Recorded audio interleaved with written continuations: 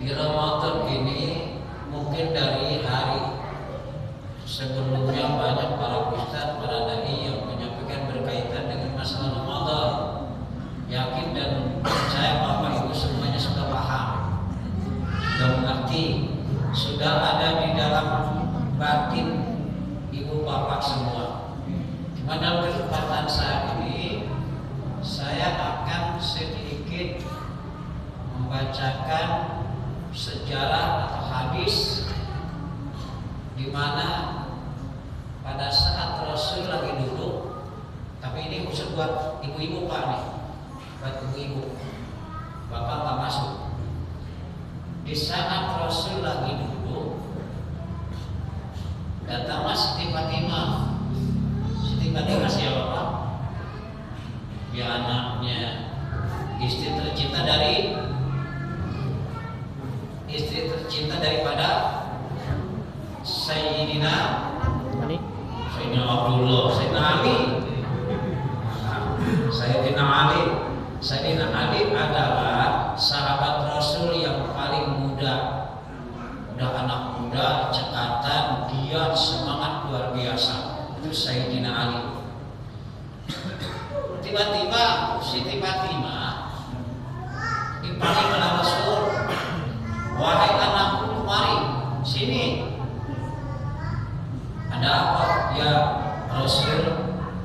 Ada apa gerangan wahai ayahanda? Begini Fatimah, nunjuk di sana tuh di RW 10 masih Safatul Marwah.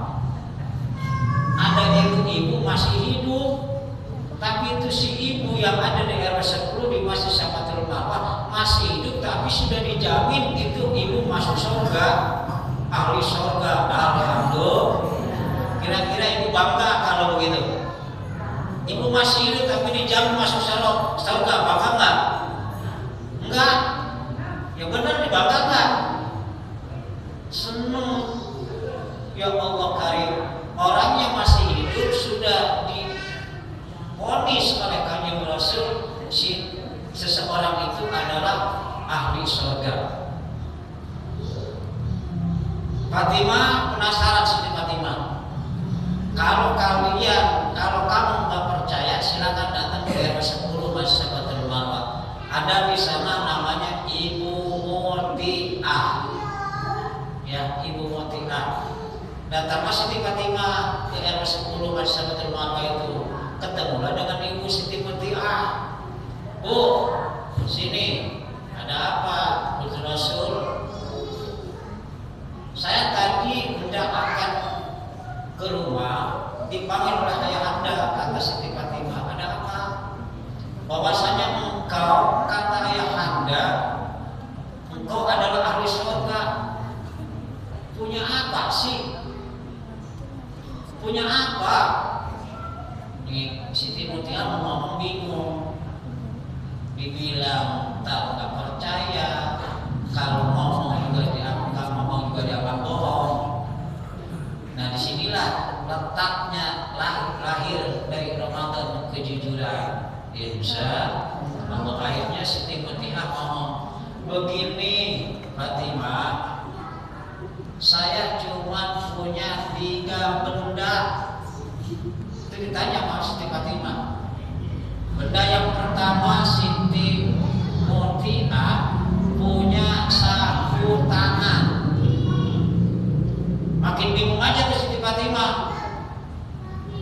Apa hubungannya kok sapu tangan dengan surga? Begini Fatimah, apabila suami saya selalu berkeringat badannya, apabila suami saya pulang cari duit, apabila suami saya pulang dagang, apabila suami saya pulang dari manapun cari rezeki, badannya penuh dengan keringat. Nah, dengan sapu tangan inilah aku lapin tuh muka keringatnya suami saya. Alhamdulillah. Bapak jawab, istri bapak pernahkah nggak seperti itu? Ayo jujur, pernahkah istri bapak mengalami keringat yang ada di badan bapak?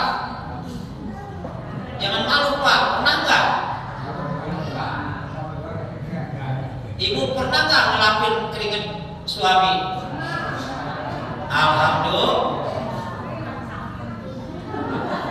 Itu mau sakit, lagi seger, ya, dilapin mukanya, ya Allah.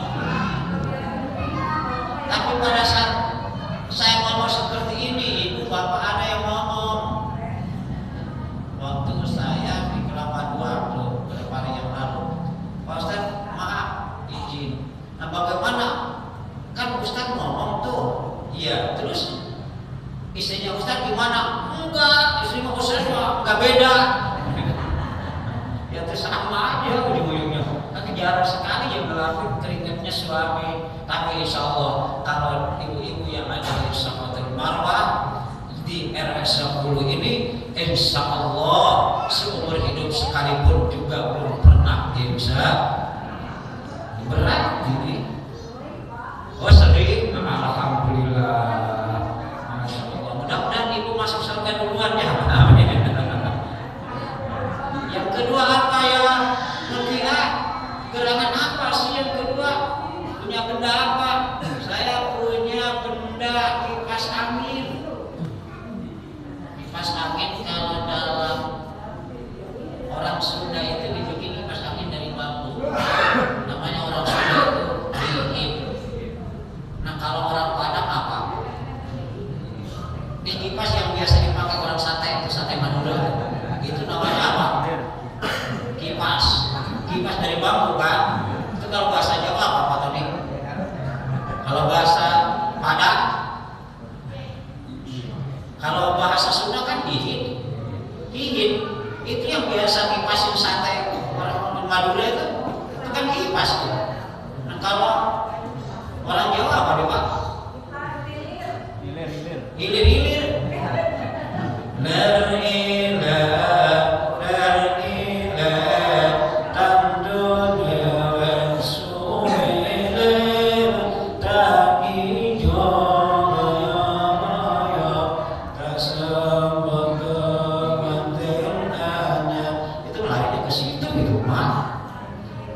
Setiap suami kegerahan selalu dikipasin dengan kipas tersebut. Alhamdulillah. Lagi-lagi ibu pernah kipasin suami kalau kegerahan. Jawab pernah nggak? Amin kayaknya belum pernah. Berat kelihatannya enteng tapi berat itu. Kali-kali ibu besoknya beli itu ada kipasin suami. Yang ketiga apa sih? Dia punya barang, punya pecut. Orang Sunda pecut, orang Betawi cambuk, orang Jawa cepet. Cepet. Kalau orang Padang opet. Copet. Ini pecut nih. Apa hubungannya sih Timur Tengah? Begini Fatimah, ini kan bulan suci Ramadan. Kalau saya masak makanan untuk berbuka puasa, itu tahunya itu apa kurang garam, kurang gula.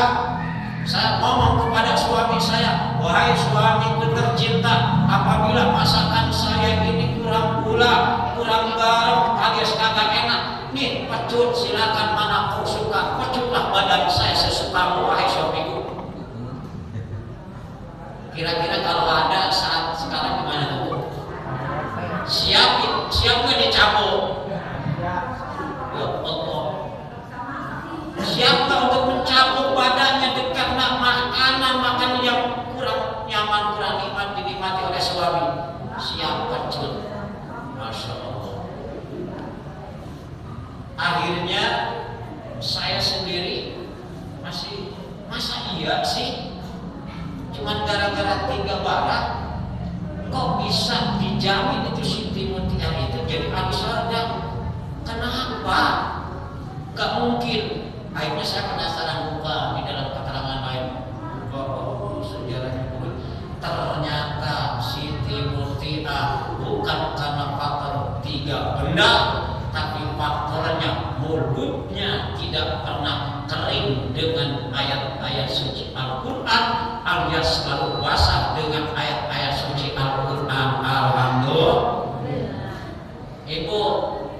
Sering basah nggak mulut ibu? Nggak pas. Ini bapak sering basah nggak mulut bapaknya? Basah sama minum dulu sih.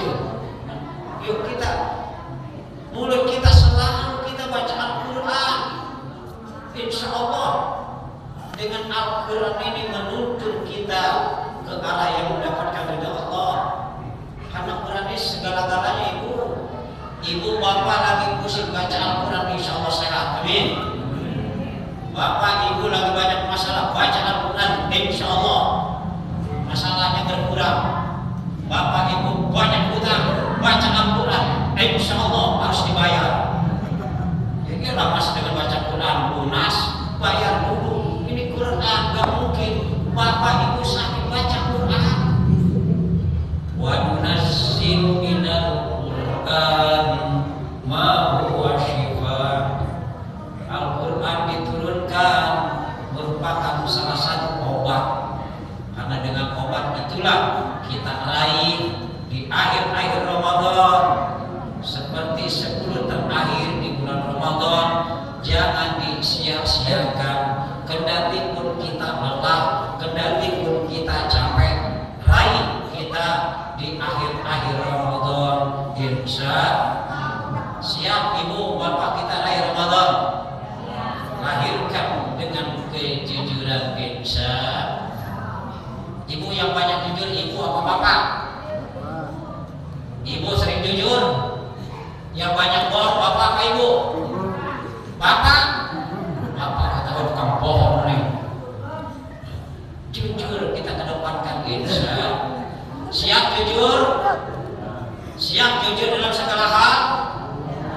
Dari pertama presiden, kroniknya, lembaga, parlemen, sampai ke bawah. Kenapa bisa hancur? Karena banyak manusia tidak jujur, manusia bohong, manusia pengkhianat. Nah, ini salah satunya kejujuran kita kedepankan. Insya. Yang kedua disiplin ibu bapak. Siap disiplin? Alhamdulillah. Tadi mengingatkan masalah zakat fitrah, jangan nunggu besok atau lusa. Cepat kalau ada kesempatan cepat zakat fitrah keluarkan. Insya Allah. Ya, cepat keluarkan zakat fitrah, jangan nunggu besok lusa. Karena apa? Kita akan tahu soal urusan umur. Itu zakat fitrah cepat keluarkan, jangan nunggu besok atau lusa. Kata siapa afdalnya di malam hari? Enggak. Dari sekarang juga udah dianjurkan, silakan cepat zakat fitrah. Jangan sampai nunda-nunda. Karena sayang itu pemerintah 47 udah genapin aja 100.000. Kenapa sih zakat fitrah? Gak usah sulit-sulit. Jangan mempersulit kita, mempermudah udahlah. Ya, jadi perbanyak supaya nanti masuk ke infak sedekahnya jadi lumayan. Untuk siapa? Zakat fitrah ibu bapak. Punten maaf, ini kalau dikelola di Masjid Safatul Marwah, udah khusus RW 10 dan Masjid Safatul Marwah, jangan kemana-mana dulu dibagiinnya. Setuju nggak ya bu? Setuju nggak bapak? Udah di lingkungan Masjid Safatul Marwah aja dulu. Jangan ke kampung dulu, ke Cibodas, jangan. Ini dulu aja diprioritaskan warga RW 010 yang ada di lingkungan Masjid Safatul Marwah, itu aja dulu. Semua perhatiin tiap RT ada yang mustahilnya keluarkan. Jangan kalah, ujung-ujung tidak standar, tidak sesuai dengan aturan agama.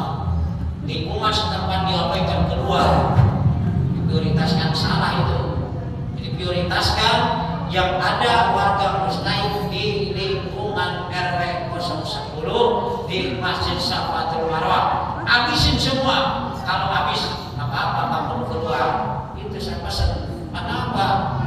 Buat apa kita keluar kalau di dalam masih ada kekurangan? Aminin banyak, mustahil banyak. Misalnya kategorikan RT, RW, termasuk pengurus masjid juga itu aminin. Oleh karena itu harapan kepada Badan Amil Zakat Infak dan Sedekah yang tidak dikelola menghidup kepada kota, cukup dibagikan di sini aja. Jangan kemana-mana, cukup di RW 010, jangan keluar. Nah ini, jadi ketentuan-ketentuan zakat kita ini supaya hal-hal seperti itu ada timbal baliknya nanti ke masjid, ke panitia. Bapak Ibu hadirin, yang ketiga, Ramadan ini mendidik kepada kita kepedulian. Punya rasa peduli nggak Ibu Pak? Peduli kita terawih, terawih nyaman, puasa aman dan masalah. Ya alhamdulillah. Tapi Ibu ingat nggak? Bapak tahu nggak? Saudara-saudara kita yang saat ini yang sangat memprihatinkan, darah dan nyawa taruhan, jangankan untuk puasa, untuk tarawih, hidupan pun juga sulit. Saudara-saudara kita itu jauh di sana. Ibu berpikir nggak, Bapak berpikir nggak, itu saudara kita yang ada di Irak, yang ada di Gaza, Palestina, yang prihatinkan tetesan darah dan air mata dia pada saat bangun sahur kita enak. Mereka bangun sahur karena jentihan bom yang sangat dahsyat, yang sangat mematikan. Ini kepedulian kita terhadap mereka. Siapa pelaku utama? Adalah laknatullah alaih, yaitu Zionis Israel. Jadi kadang-kadang ini peduli Bapak Ibu hadirin, karena itu saudara kita. La yumkinu ahadukum hatta yuhibba li akhihi. Tidak akan termasuk bapak orang yang beriman, ibu orang yang beriman apabila tidak mau mencintai saudaramu sendiri. Baca Quran dibaca tapi aplikasi pengamalan terkadang seperti itu. Kita fokus di akhir Ramadan ini hanya fokus mikirin lebaran. Saudara kita di akhir Ramadan bukan mikirin lebaran, tapi mikirin bagaimana kayak kapan untuk membungkus saudara yang telah sahih. Coba pedulikan hati kita, hati kita. Inilah salah satu Bapak Ibu hadirin. Mungkin itu terlalu jauh, paling tidak kepedulian di lingkungan kita semuanya, insya Allah. Saya dari tadi Bapak Ibu hadirin merasa enak dan merasa nyaman. Ini ada Bilal bacaannya ini luar biasa. Ini saya baru tahu ini. Ini bagus benar terus terangnya. Bukan kembali karena ada orangnya. Bacaannya luar biasa. Ini hal-hal seperti ini ada ini dipertahankan supaya terus bisa membina. Karena apa? Dari bacaan pun juga bisa kita nilai. Bacaannya bagus, lantang. Ini udah punya istri belum? Insya Allah besok lebaran langsung nikahnya, langsung istrinya 2 sekaligus, insya Allah. Masya Allah. Mudah-mudahan ini hal seperti jarang. Saya merasa ya Allah, enak juga ini bacaannya, tajwidnya, makharijul hurufnya. Ya Allah, saya berpikir ya keluaran dari pesantren ini bagus. Apalagi udah habis semua, masya Allah. Kita ibu-ibu, hampir Allah juga muter aja kagak sampai-sampai. Apa masuk ya Allah. Ini, jadi saya harapkan mudah-mudahan Semarang ini khususnya di RW 10 masih Safatul Marwah melahirkan adik-adik yang seperti ini, punya bakat, punya kelebihan, terutama di bidang tilawah, ibadah, di bidang Quran. Apalagi sekarang setelahnya Ramadan ini akan bergulir STQ tingkat kecamatan untuk dikirim ke tingkat kota. MTQ tingkat kota Tangerang insya Allah di bulan Juni. Saya dengan kawan-kawan lagi cari orang-orang yang hafidh, orang-orang yang mampu di bidang Al-Quran, syarhil Quran, tahfidz Quran, hafidz Quran. Kami lagi mencari khususnya di Kecamatan Cibodas mewakili untuk tingkat kota Tangerang. Ini salah satu, mudah-mudahan ini bisa mewakili. Berapa juz deh? Berapa juz dapatnya? Ya? Ini berapa juz? 30 juz.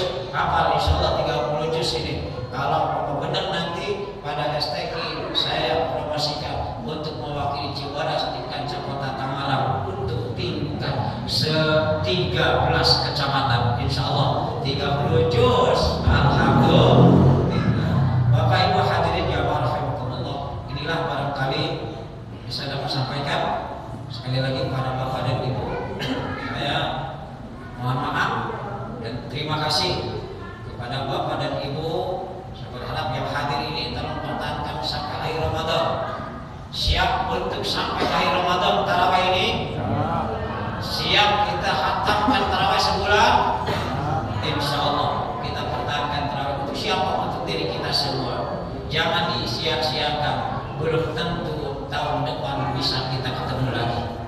Oleh karena itu, mulai detik ini, mulai saat ini tinggal beberapa hari lagi, kita giat dan kita semangat untuk menghidupkan Ramadan. Amin.